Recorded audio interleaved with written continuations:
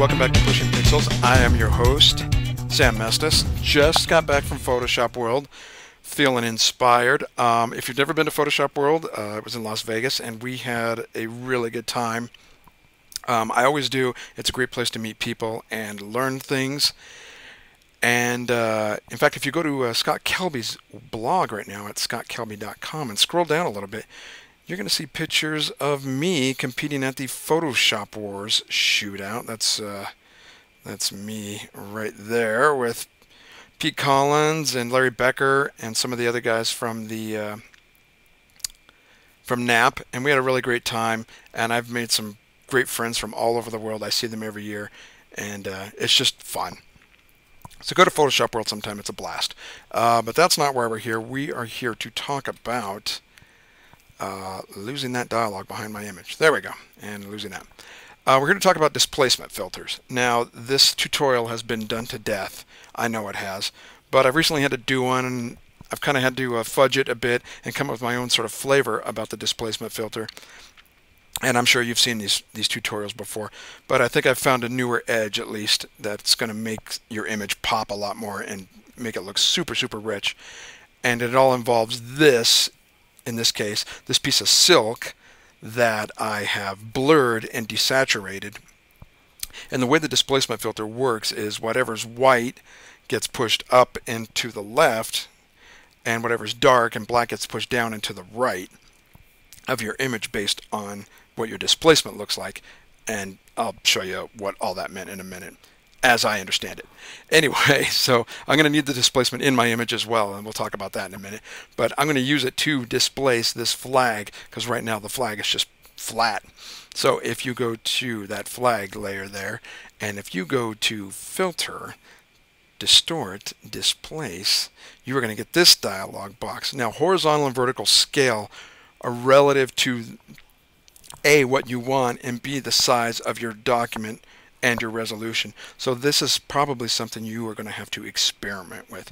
In my case, I'm using 20, and if I hit OK, it's going to ask me for what my displacement map, and that is that black and white, or that black and white silk piece of silk I showed you earlier. It's its own PSD, and when I hit OK, it's going to bend and shape my flag.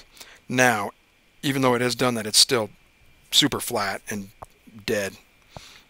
And this is where this displacement map comes in. I just have a layer of it on my image. And in full disclosure, I usually have my displacement maps and the image I'm going to displace at the exact same scale. But in this case, I didn't, because I want you to see the edges of the flag. So I shrunk it down a bit so you can see those. But I have this image of my displacement map above it, and I'm going to copy it 2 more times. So Command J twice gives me 2 copies. Now we need to level these a bit, and on the first one I need to bring out the blacks. So on the very bottom one, let's call that shadows, H-A-D-O-W-S, and I'm going to level up the blacks. So Command L, and if you grab the black slider and slide it over, you can start pushing the blacks a bit more. And I'm not going to push it too far, but that looks pretty good. Not bad. Now if we go to the next one above that, that one we will call highlight. And again, we're going to level up the whites now. Command L, and we'll slide the white over. Keep pushing it, and pushing it till, or push it till the white starts to burn and oversaturate, and that's about looking good there. Not bad. And the top one we're just going to call dark, and we're not going to do anything to that layer.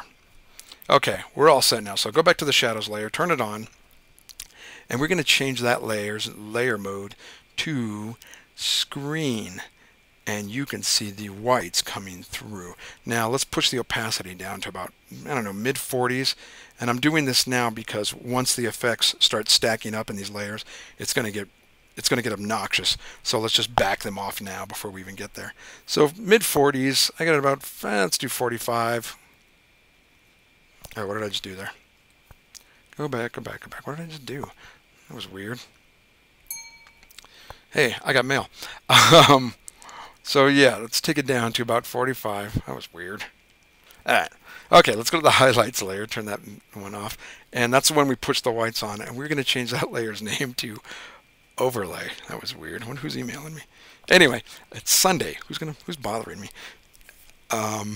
So 33. Let's crank this down, or mid 30s. Let's go down to the mid 30s, let's say.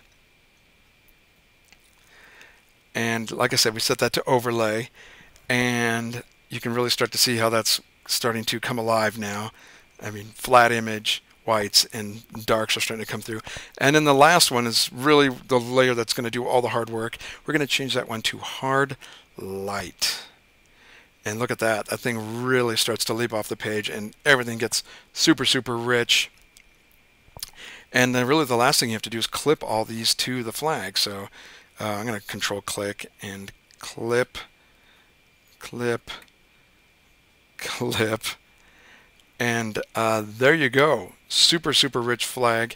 And I have used this in sort of this James Bond-esque image. And I also use this technique on this, let me open this up too. This will work.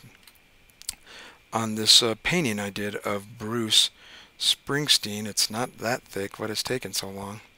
There you go. Same idea, probably a different displacement map. I'm sure it's a different displacement map. But you can see how that totally helps. And in this case, it's super, super rich.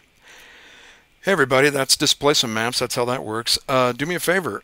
Follow us on Facebook or at Corey Barker's fan page, or you can follow us on Facebook at Pushing Pixels, and friend us. We would love that a lot. Thanks for tuning in, everybody, and have a good Sunday. More mail. What the hell? Anyway, have a good Sunday.